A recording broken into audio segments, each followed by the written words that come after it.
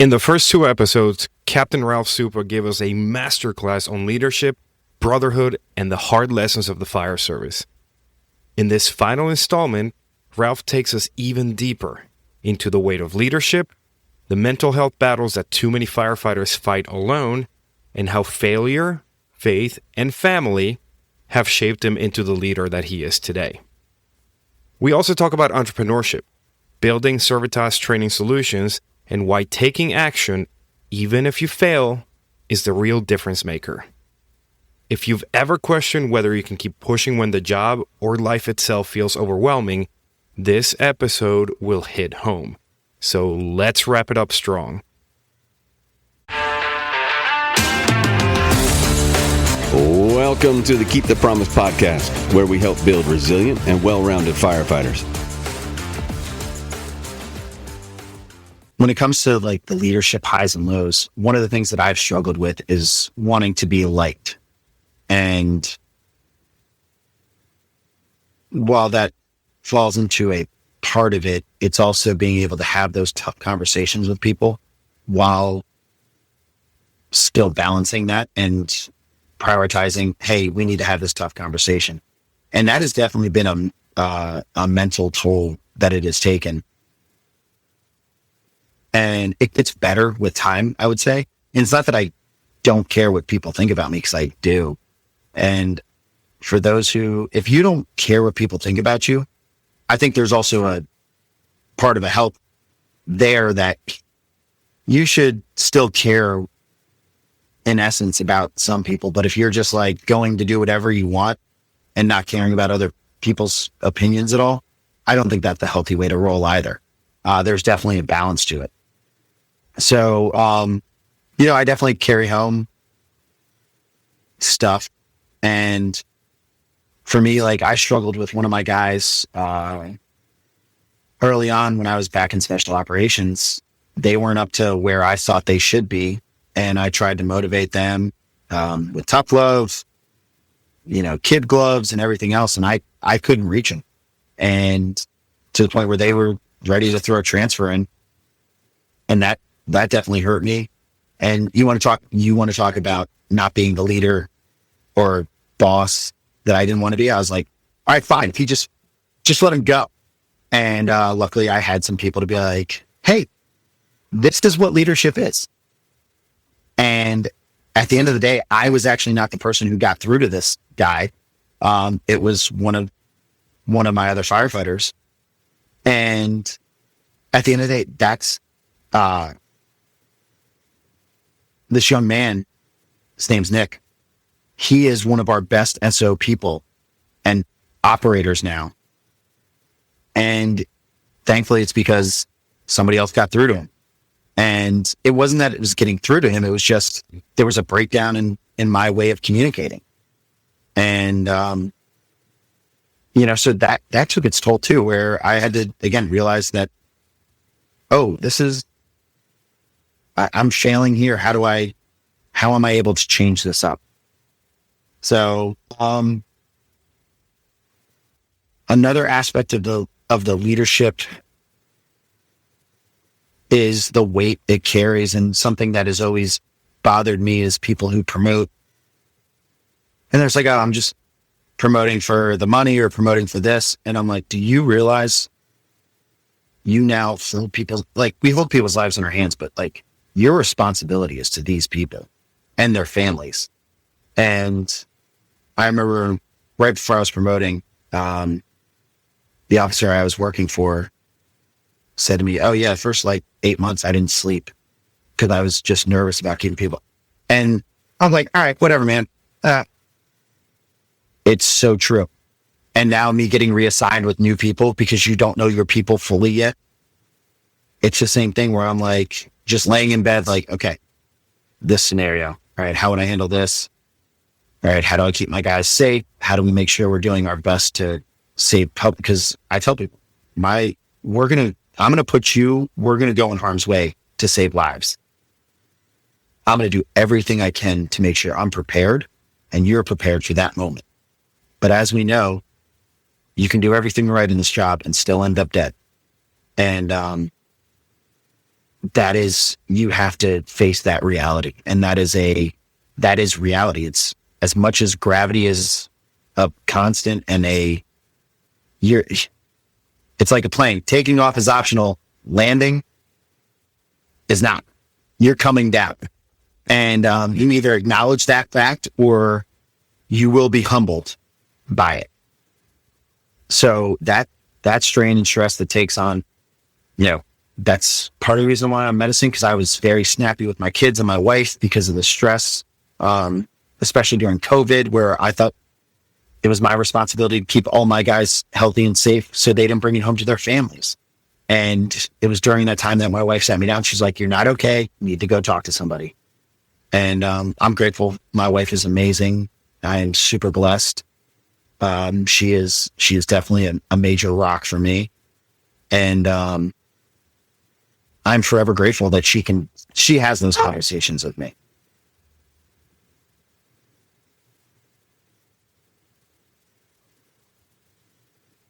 You just mentioned COVID, and I remember I was working liaison at our hospital, and because that was pure chaos.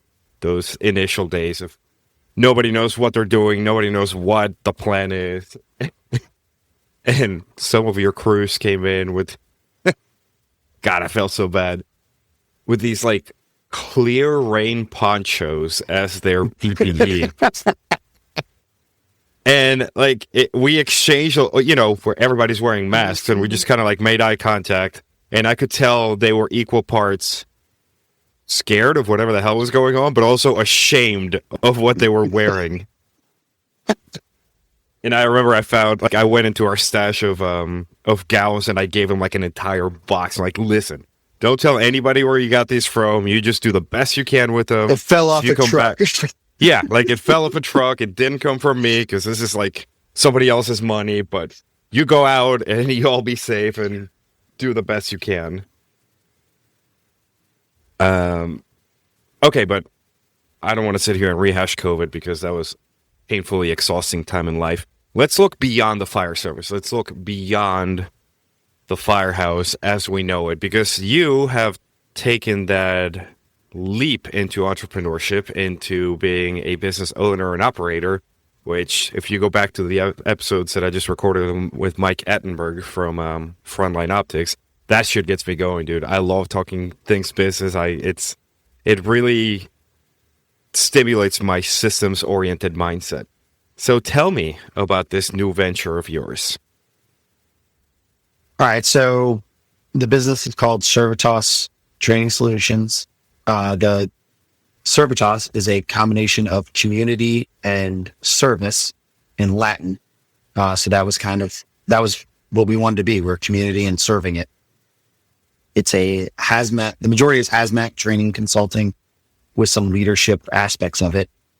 And it was the crazy part, the way this came about was our jurisdiction had hazmat 101 consultants come out and teach some classes. And I said to them, I was like, "Hey, this is really interesting to me. I love this. Here's my resume." And Bob from Hazmat Consultants was like, "Hey, we'll take a look, but we're all Orlando guys. I'm not trying to tell you no, but it's probably a no-go." He's like, why don't you go and do, he like looked over everything, kind of talked to me first, and he's like, "Dude, why don't you go do this on your own?" And lo and behold, that's exactly what happened. And I got to see him again at the Hazmat conference this year in Baltimore. And I was like, "Hey, you're the reason we have a company." And one of my favorite things about the hazmat realm of things is there's a lot less ego and kind of holding stuff on to it. It's more of a sharing aspect. And when it comes to the entrepreneurship, there's a lot of people who just, for the most part, want to help each other out.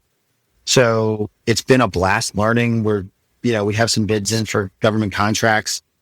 We do air monitoring, radiological stuff. We've been able to teach some classes at hospitals, but it's been a huge learning curve for me with a bunch of acronyms and other things. And it's cool. Like you design your own logo, with the help of other people. And then, that's fun because then it's just, when you see like your logo out in the wild, it's like, oh, it's so cool.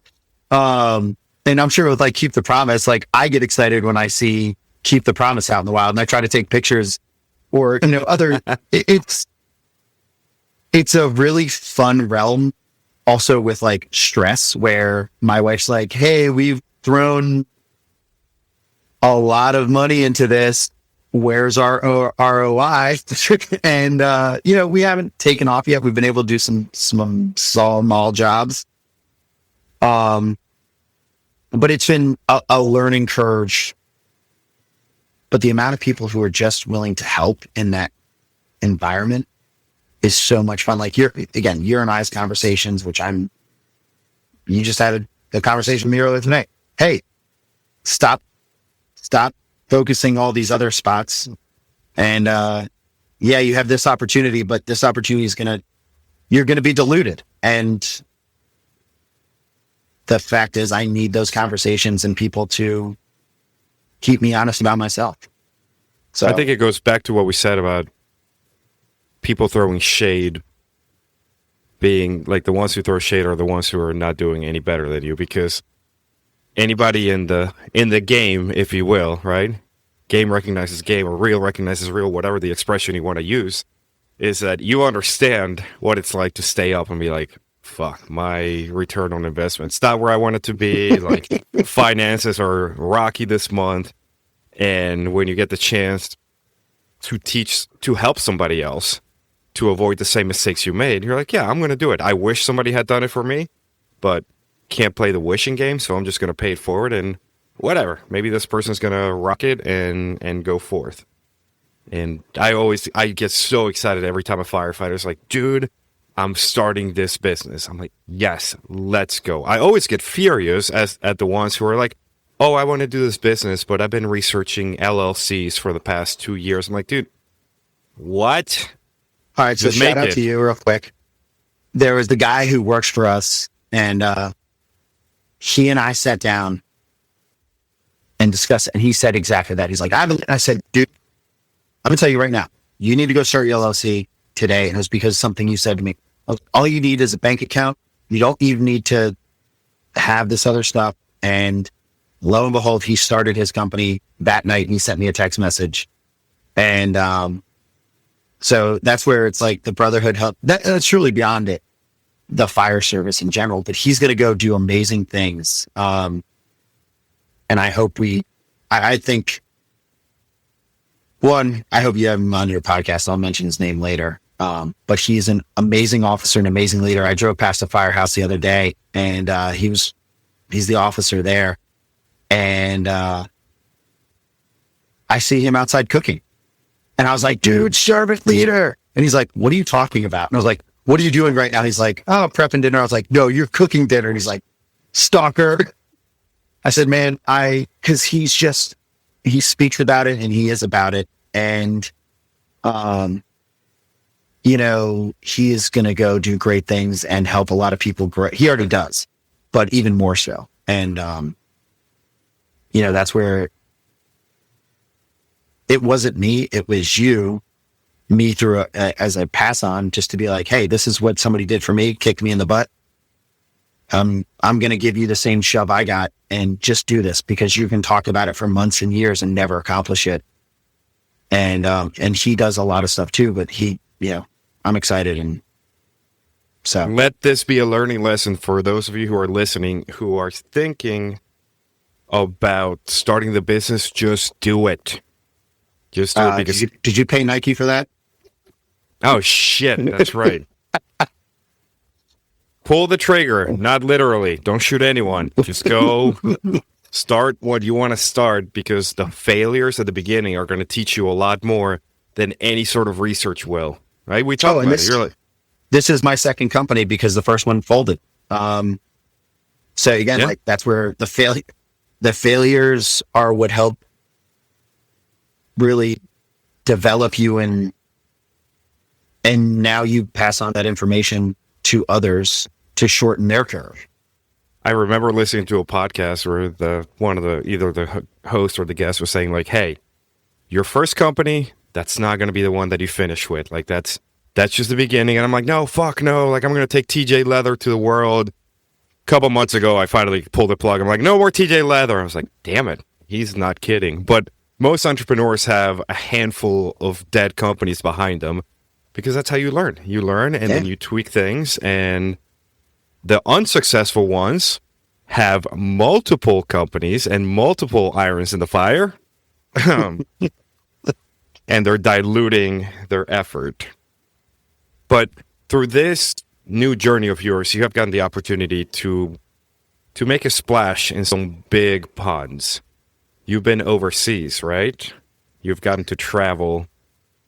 Tell me about that. Yes, I have been very blessed, and this is where I cannot stress this enough. This is on, again, 90% of the shoulders of others. And going back to, it's all about treating people the way you want to be treated, being kind to each other. And that doesn't mean that you're not tough with your kindness. But yeah, I was able to go over to England and speak at one of their premier hazmat conferences. And it was the experience was phenomenal. And the welcoming that they gave me, the amount of information. And this is where, it's like dominoes falling. I really had dabbled in lithium ion batteries and not even touched energy storage systems. Well, being there, getting introduced to some people in that realm sparked it. Joyf is an international company. And again, I had no ties or whatnot, but their CEO and I became friends, and they're a learning, training nonprofit, and they're really big outside of the States, even though Teeks is actually one of their partners. And the CEO, for a while, we would talk. I got invited to Underwriter Laboratories to do EV burns. And again, that was through one of our assistant chiefs. And he was just kind enough he was sharing some information about EVs. And I said, asked him a question. He's like, I'm going to burn some EVs in UL. And I was like, can I come? And he's like, hold on, let me make some calls. And 2 days later, he called him back. He said, hey, you want to come? You're more than welcome. He's a volunteer assistant chief with us. And, there always can be issues with volunteer and career. And we luckily don't have that very much in our jurisdiction. People tend to get along pretty well. And that opened the door for me being in, learning Tesla's people, who then helped me even more in energy storage. But now, as I told you, I'll be published later this month. And that opened the door for me to head to Ireland to speak at a conference. And that is all based off of, again, thankfully, a lot of people's help, and a lot of blessings, where I'm just grateful doesn't do it justice, and the appreciation that I feel, because I'm here to tell you guys right now. And if you're still listening, one, don't just listen to the first 15, 20 minutes of a podcast, because you won't get the full picture. And I have done that before. And now I actually listen to full podcasts so I can talk to the people on it. Being in that lecture circuit, how has that affected your performance at home? What sort of perspectives have you gained from that? So the helping at home is so crucial. I actually have an energy storage site now in my first due that I've been assigned to, and, reach out for some help from, again, people who are a lot smarter than me. And it's just so awesome that they're willing to share information. And, one guy's a 20-year retired captain from San Jose that for the past 10 years has been doing training for energy storage systems. And, that's kind of the big buzzwords right now for us, is lithium ion batteries and everything like that. So, it's just the exposure to these other people and the networking. And that's where, I said it before, all right. I know my transition now. Sorry. If you are listening to this, and again, I'm so grateful for all the things I'm able to accomplish. I started off and I'm still an ordinary, normal person, I try to just work very hard at what I do, with a lot of failures. But if you're listening to this, you have the same drive, obviously, especially if you can listen to Keep the Promise, and know that you're going to accomplish great things too. Just keep going if you haven't already. And that's where I'm at, where if you're looking at me right now, the ball is rolling downhill and it might seem like, oh, this is easy street. There's still a lot of hardships, but this is where, again, a lot of people have guided me, continue to guide me, give me humility and feedback. And that is what is causing this ball to roll downhill. Find some good mentors and leaders to follow. And the best ones will, again, know that you're going to succeed and do great things. Because Captain King told me early in my career, you're going to go do great things.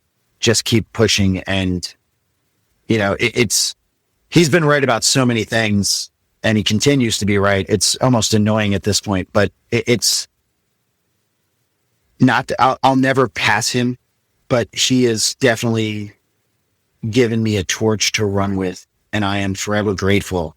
And he keeps encouraging me and is never worried about the credit or never worried about anything like that. And I only want to do him justice. And honestly, all the people who have truly led me. Another reason I've been able to present other places is, battalion, Joe Savak, who's a battalion chief with us, who is just, his network and realm and his ability to speak is incredible. And he is just somebody who I struggle in communication, and I am trying to learn from him, and he's more than willing to teach me.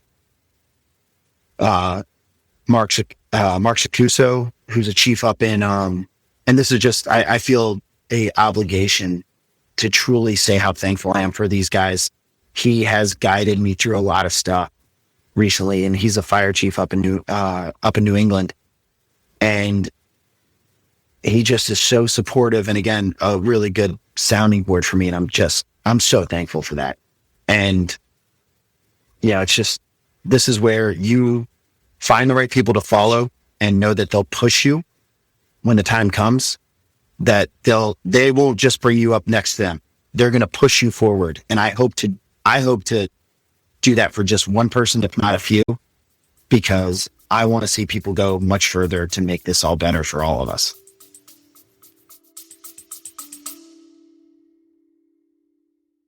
Real quick before we jump back in. Firefighters don't leave each other behind. We look out for our own. Right now, there's a firefighter out there, maybe a rookie, maybe a seasoned veteran, who needs this podcast. They need the lessons, the mindset, and the training tips. But they'll never get them unless you help them. Here's how you can help right now. On Apple Podcasts, tap the 5 stars, then scroll down and write just a few words about what the show has done for you. On Spotify, tap the 3 dots, select Rate Show, and drop your rating. It takes less than 60 seconds, it costs you nothing, and it helps one more firefighter get better, stronger, and more prepared. We look out for each other. This is one small way that you can pay it forward. All right, back to the show. And I don't doubt, I don't have a single doubt that you have probably done that. It's just that getting that feedback takes a while for somebody to be like, hey, by the way, it was you who pushed me. I want to get you back here at some point because I want to really unpack the entire physical fitness side of the house. We've talked a lot about leadership, but I know that you're also a gym rat, and I remember you were doing a Murph a day for, I don't know. It was it was a Murph a week. I can't. Okay, Murph a week. I can't say Murph a day. Yeah. No. You coward. Nah. God. I do a Murph a year, maybe, and you can't do a Murph a day, you absolute coward. I'm kidding. But, yeah, watching you take on those physical fitness challenges is always fascinating. But we can sit here and talk for like 3 more hours, and I'll have All right, you so back on. Let's dive down PTSD real quick. Oh, let's Do we go. have Let's time? go into Do we have- PTSD. do we have time? Absolutely. Do we have time? Absolutely. I have as much time as you have. Well, I mean, I hope you know I'm again grateful to be on here. So when it comes to PTSD and mental health, we've had some really good talks, and some of your other guests and I obviously talked to. One of the best pieces of advice I got from Chief Peter Jensen, he's retired battalion chief out of Ventura, California. He was like, you either acknowledge that you have PTSD or you're going to ruin your life. He's like, you need to seek therapy early on, which again, you have also told me that. I'm still in the process because, it used to be such a buzzword. It's not anymore. And I think, thankfully our line of work and everything has really started to shed more of a light. You have PTSD, whether or not you want to admit it. And when I was going through paramedic school, I remember when we did this critical incident debriefing stuff, I was like, if you can't handle it, go do something else. And, again, I had probably 6 or 7 years on the job and thought I knew it all still. And now I just look at myself and one, I'm glad that I've had people enlighten me, but also, I've had some stuff come up that has really affected me. It was, the one that really got me, it was my dad having a massive heart attack, and thankfully he's still alive. But for 6-8 months, every cardiac patient that was 60 to 80 years old, male, whether it was an arrest or just chest pain, I was seeing my dad, and I was not okay. That's where it just creeps up, and you see friends who lose parents. And, the weird part was like, I always try to talk to my parents after like some pretty bad calls or my wife and my kids. But I just happened by that night before everything happened, had sent my dad a text message. Hey, really appreciate you. I knew he was asleep. I was like, really appreciate you. I love you. Just so you know. And then like, lo and behold, the next morning, he has this massive heart attack. And it was just one of those like really, it was traumatic. And they almost released him because like he was at a regional hospital up in Jersey, which is where I'm from. And they were like, oh no, we're just waiting for his troponin to go down. I'm like, he's having a heart attack. What do you mean? And thankfully, one of the doctors at the cardiac center in Morristown realized it, got him in. He had a complete blockage of his LAD. And it was touch and go for a week. And he had some cardiac issues prior to this, the 2 to 3 months leading up to it, and had a full cath workup. And like, oh no, you're good. They had missed a full blockage, because he had auxiliary cardiac arteries built in that had done it. So, I still every once in a while struggle, with that. And then to be honest, I feel like some guilt towards my mom because I don't worry about her as much, and she survived breast cancer. It's like, there's a lot of people out there who don't have one, if not both their parents. And I'm so grateful for that. But that was the big one for me. And then, again, I've had really close friends lose one of their parents, and I don't ever want to just like take that for granted. And that's what I'm more scared of, is not being appreciative of everything that God has given me, in so many aspects. My kids, we've had friends who have lost kids, and, I want to do them justice by being grateful for what I have. And that's where I think it helps with some of the PTSD stuff, but it weighs. Again, it's that weight, right? Like, I have a responsibility to be grateful and not yell at my kids when I get angry, but I mean, I need to discipline them. yeah, it's a lot. And there's some other therapies that people have recommended to me. It's, one where it's like an injection. And, I luckily I can't remember the name of it. I'll send it to you. Start with like the OG cognitive behaviorist therapy. Just start with the basics.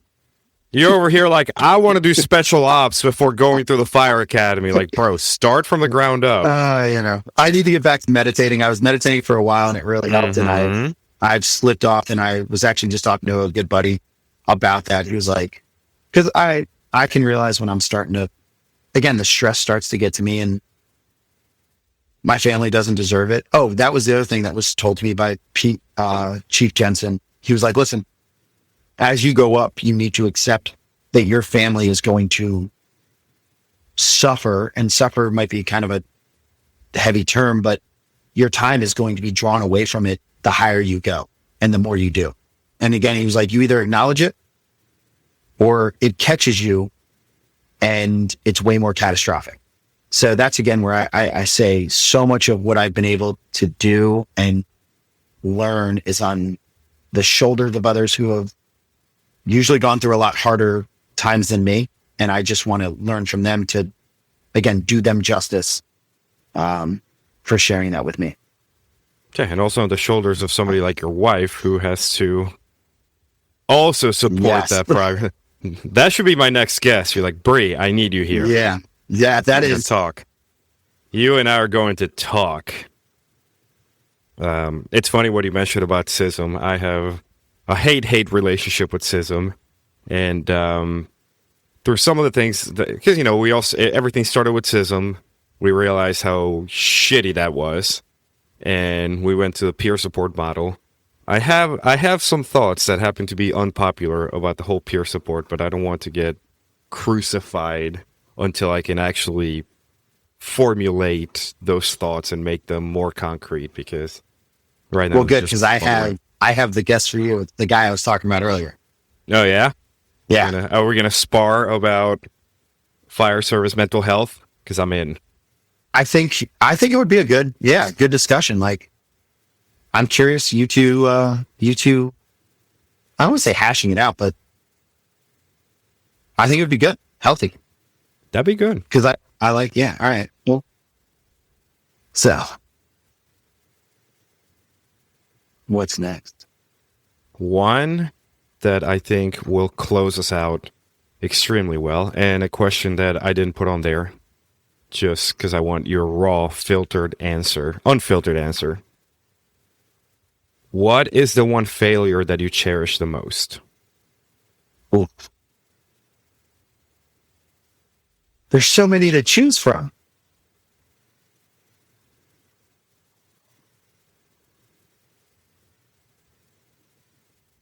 I would say it's been this.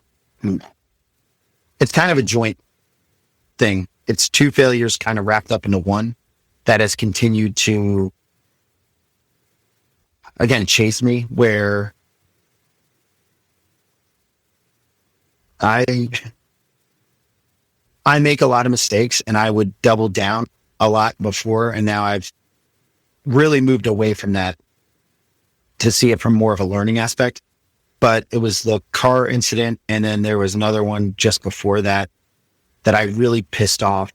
One, the administration, but two, a guy who I was close with. And the weird part is we had talked about like weeks before us being officers together, going it. And, I unintentionally had made a comment that like, if you don't get out of special operations, you don't see with the real fire. So and the way it came across was, you're not a good leader if you don't get out of special operations. And that was not my intent. And, again, this is where I say things that life lessons learned. And it really, I didn't realize the impact it had, and my impulsive behavior. So I would say my impulsive behavior is a failure that often gets me in trouble. And it doesn't matter if my intention was good. It is the impulsive behavior, not taking a step to think just those split seconds. Like there's times where you need to make an impulsive decision and you don't want to analysis by paralysis. However, when speaking, and this is where, being on the podcast with Steve Orsini, which again, like I'm super grateful. And I know I told you this, where I did not do the proper prep, and not that it's going to be filtered, but I went into that talking to a good buddy, and there was nothing wrong with that, but I went back and listened to it afterwards, and that caught me a lot of heat in my department as well. And it was like, oh man, yeah, that kind of sounded a little douchey. And I talked to Steve about it, and he was like, do you want me to take it off? And I said, no, this is going to be a reminder for me to be a little bit more careful. And again, not filtered, but again, not just being impulsive, doing my due diligence.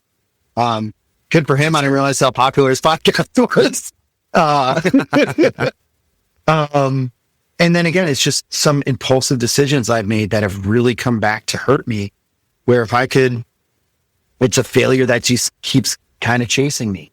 And even the other day, Bree and I were talking, and she's like, well, you just made this decision without talking to me. And I was like, no, I thought we've talked about this for 5 weeks. And she was like, we didn't actually say yes or no. And I think that's part of the special operations view of things for me. It's part of probably watching too many Top Gun and Maverick movies, where I want to make decisions, right? I want, but I also I do it sometimes really well, like with the special, but there's other times I just don't. And it's cost me friends.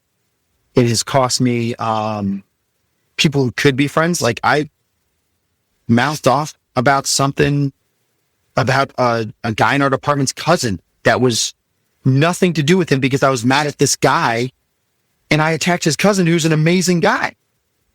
And I did it twice, and I apologized first time, and then I did it again. He was like, dude, I don't accept your apology. Why? And like this again, he's like, you talk about leadership. And it was really humbling, and I don't want to do that anymore. And I really want to just continue to work on not being as impulsive, because it's just cost me a lot.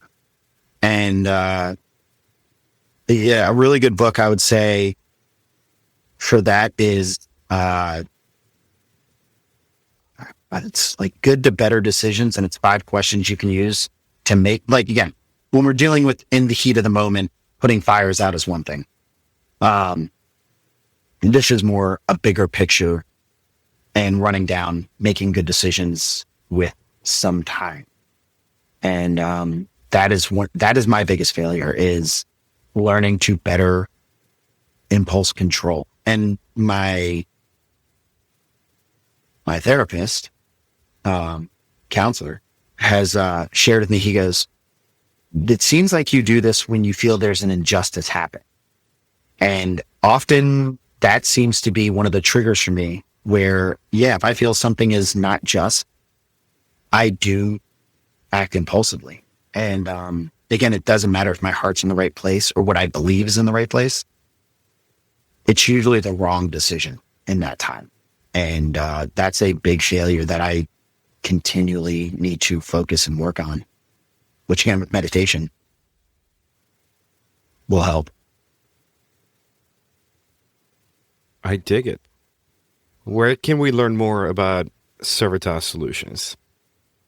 I will send you the information, cervitas.com.